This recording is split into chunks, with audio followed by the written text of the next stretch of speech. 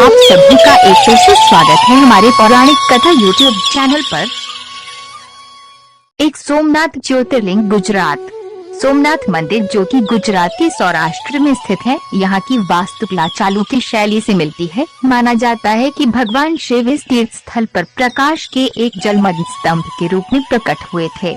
शिव पुराण के अनुसार सोमनाथ शिवलिंग की स्थापना चंद्रदेव द्वारा की गई थी। सोमनाथ ज्योतिर्लिंग की कहानी के अनुसार चंद्रमा ने दक्ष प्रजापति की 27 बेटियों से शादी की थी, लेकिन चंद्रमा ने एक पत्नी रोहिणी को छोड़कर बाकी सभी पत्नियों को त्याग दिया, जिसके बाद प्रजापति द्वारा चंद्रमा को क्षय रोग होने का श्राप दिया गया। इस श्राप से छुटकारा पाने और अपनी खोई हुई चमक और सुंदरता को वापस पाने के लिए इसी जगह पर भगवान शिव की आराधना कर चंद्रमा ने श्राप से मुक्ति पाई थी। सोमनाथ देश के सबसे अधिक पूजे जाने वाले तीर्थ स्थलों में से एक है। दो नागेश्वर ज्योतिर्लिंग गुजरात। नागेश्वर ज्योतिर्लिंग का मंदिर गोमती द्वारका और बैत द्वारका के बीच गुजरात में सौराष्ट्र के तट पर स्थित है। नागेश्वर ज्योतिर्लिंग सभी 12 ज्योतिर्लिंग में से काफी लोकप्रिय ज्योतिर्लिंग है। नागेश्वर ज्योतिर्लिंग की कथा के अनुसार नागेश्वर को इस धरती का सबसे शक्तिशाली 12 ज्योतिर्लिंग में से एक माना गया है, जो सभी प्रकार के जहरों के संरक्षण का प्रतीक है। भूमिगत गर्भगृह में स्थित नागेश्वर महादेव के पवित्र मंदिर में आशीर्वाद लेने हजारों भक्त हर साल यहाँ पहुँचते हैं। नागेश्वर ज्योतिर्लिंग मंदिर में 25 मीटर ऊंची भगवान शिव की प्रतिमा, बड़े बगीचे और नीले सागर का अबाधित दृश्य पर्यटकों को मोहित कर देता है। 3 भीमाशंकर ज्योतिर्लिंग महाराष्ट्र। भीमाशंकर ज्योतिर्लिंग महाराष्ट्र के 5 ज्योतिर्लिंग में से एक है। 12 ज्योतिर्लिंग में से महाराष्ट्र ज्योतिर्लिंग लिस्ट में पूरे 5 मंदिर है। भीमाशंकर मंदिर महाराष्ट्र के पुणे जिले से 110 किमी दूर स्थित मेंकुमोटेश्वर मंदिर नाम से भी जाना जाता है। ये मंदिर सोहाद्री नामक पर्वत पर स्थित है। यहाँ से भीमा नामक नदी बहती है, जो दक्षिण पश्चिम दिशा में बहती हुई रायचूर जिले में कृष्णा नदी से मिलती है। 4 त्र्यंबकेश्वर ज्योतिर्लिंग। नासिक। त्र्यंबकेश्वर ज्योतिर्लिंग महाराष्ट्र के 5 ज्योतिर्लिंग में से दूसरा ज्योतिर्लिंग और भारत के 12 ज्योतिर्लिंग में से तीसरा ज्योतिर्लिंग है। त्र्यंबकेश्वर मंदिर नासिक जिले से 25 किमी की दूरी पर ब्रह्मगिरी पर्वत के पास स्थित है। ये पर्वत गोदावरी नदी के उद्गम स्थल के रूप में जाना जाता है, जिसे गौतमी गंगा भी कहा जाता है। शिव पुराण के अनुसार गोदावरी नदी और गौतमी ऋषि ने भगवान शिव से यहाँ निवास करने की विनती की थी, इसलिए यहाँ भगवान शिव त्र्यंबकेश्वर के रूप में प्रकट हुए। इस ज्योतिर्लिंग का सबसे अनोखा हिस्सा इसका आकार है।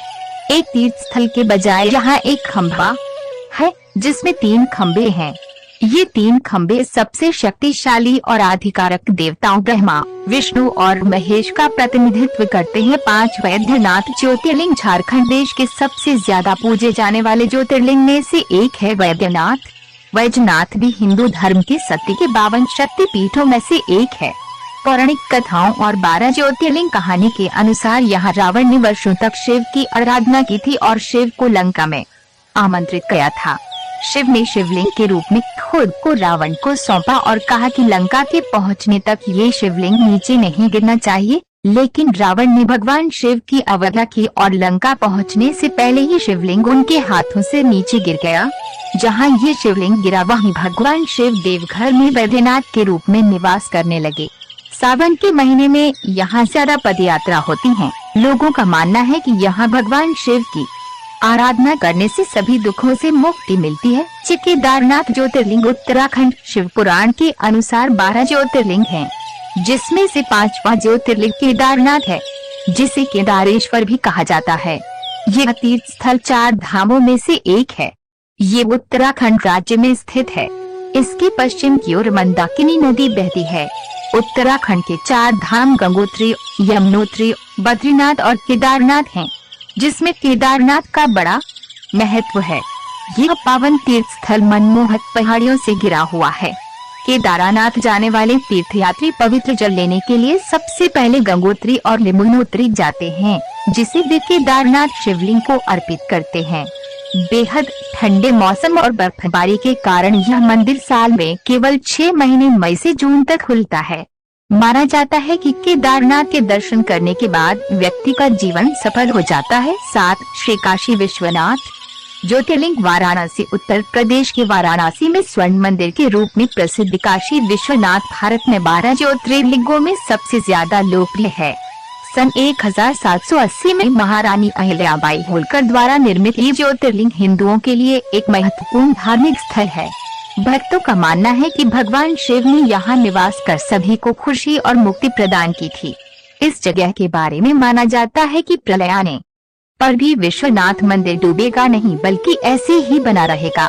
इसकी रक्षा करने के लिए खुद भगवान शिव इस जगह को अपने त्रिशूल पर धारण कर लेंगे और प्रलय टल जाने पर काशी को उसकी फिर से जगह दे देंगे। 8 ओंकारेश्वर ज्योतिर्लिंग मध्य प्रदेश में इंदौर के पास स्थित ओंकारेश्वर ज्योतिर्लिंग भारत के सबसे पवित्र स्थानों में से एक है। 12 ज्योतिर्लिंगों में से मध्य प्रदेश में 2 ज्योतिर्लिंग स्थित है। यहाँ नर्मदा नदी बहती है और नदी के बहने से पहाड़ी के चारों ओर ओम का आकार बनता है। ये ज्योतिर्लिंग असल में ओम का आकार लिए हुए है। यही वजह है कि इसे ओंकारेश्वर नाम से जाना जाता है। ओंकारेश्वर मंदिर का एक पौराणिक महत्व भी है। लोगों का मानना है कि एक बार देवता और दानवों के बीच युद्ध हुआ और देवताओं ने भगवान शिव से जीत की प्रार्थना की। प्रार्थना से संतुष्ट होकर भगवान शिव यहाँ ओंकारेश्वर के रूप में प्रकट हुए और देवताओं को बुराई पर जीत दिलाकर उनकी मदद की। 9 महाकालेश्वर ज्योतिर्लिंग मध्य प्रदेश के उज्जैन में स्थित महाकालेश्वर ज्योतिर्लिंग का विशाल आध्यात्मिक महत्व है। ये ज्योतिर्लिंग मध्य भारत के लोकप्रिय 12 ज्योतिर्लिंग में से एक है। इस मंदिर के बारे में बताया जाता है कि मंदिर का निर्माण 5 साल के लड़के श्रीकर ने कराया था। कहा जाता है कि श्रीकर उज्जैन के राजा चंद्रसेन की भक्ति से काफी प्रेरित था। क्षिप्रा नदी के तट पर स्थित महाकालेश्वर ज्योतिर्लिंग भारत के 7 मुक्ति स्थलों के बीच बसा हुआ है। 10 श्री रामेश्वरम ज्योतिर्लिंग तमिलनाडु देश में दक्षिणी ज्योतिर्लिंग रूप में पूजा जाता है। रामेश्वरम का ज्योतिर्लिंग ये ज्योतिर्लिंग तमिलनाडु के रामेश्वरम द्वीप पर स्थित है। माना जाता है कि भगवान राम ने रावण के वध के बाद इस ज्योतिर्लिंग की पूजा की थी। ये मंदिर समुद्र से घिरा हुआ है। दक्षिण के वाराणसी के रूप में लोकप्रिय रामेश्वरम ज्योतिर्लिंग भारत में सबसे ज्यादा पूजा जाने वाला 12 ज्योतिर्लिंग में से एक है। इस ज्योतिर्लिंग पर जाने वाले भक्त धनुषकोडी समुद्र तट पर भी जाते हैं, जहां से भगवान राम ने अपनी पत्नी को बचाने के लिए राम सेतु का निर्माण किया था। ये ज्योतिर्लिंग भी भारत के 4 धामों में से एक है। 11 मल्लिकार्जुन ज्योतिर्लिंग आंध्र प्रदेश में स्थित मल्लिकार्जुन ज्योतिर्लिंग को साउथ का कैलाश भी कहा जाता है। ये ज्योतिर्लिंग कृष्णा नदी के तट पर श्रीशैल पर्वत पर स्थित है। सुंदर वास्तुकला गोपुरम के नाम से जानी जाती है। मल्लिकार्जुन के मंदिर को शिव और पार्वती के देवताओं के रूप में जाना जाता है। यह 12 ज्योतिर्लिंग की गिनती में तो आता ही है और ये सती के 52 भक्ति पीठों में से एक भी है। मल्लिकार्जुन निर्विवाद रूप से देश के महान शैव तीर्थों में से एक है। 12 घृष्णेश्वर ज्योतिर्लिंग महाराष्ट्र घृष्णेश्वर या घृष्णेश्वर एक प्रसिद्ध शिव मंदिर है तथा हिंदू पुराणों के अनुसार शिव के 12 ज्योतिर्लिंगों में से एक है। रुद्रकोटि संहिता शिव महापुराण स्थित 12 ज्योतिर्लिंग स्तोत्र के अनुसार ये ज्योतिर्लिंग 12वें तथा अंतिम क्रम पर आता है। ये मंदिर महाराष्ट्र के औरंगाबाद शहर के समीप दौलताबाद से 11 किलोमीटर की दूरी पर स्थित है।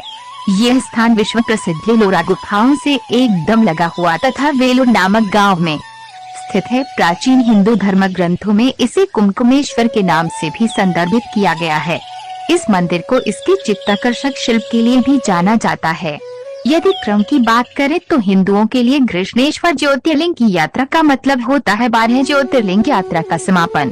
घृष्णेश्वर दर्शन के बाद 12 ज्योतिर्लिंग यात्रा को पूर्णता प्रदान करने के लिए श्रद्धालु काठमांडू, नेपाल स्थित पशुपतिनाथ। समस्त व्रत कथाओं को सुनने के लिए आज ही हमारा चैनल सब्सक्राइब करें और हमारे नई व्रत कथा का नोटिफिकेशन पाने के लिए बेल आइकन दबाना न भूलें।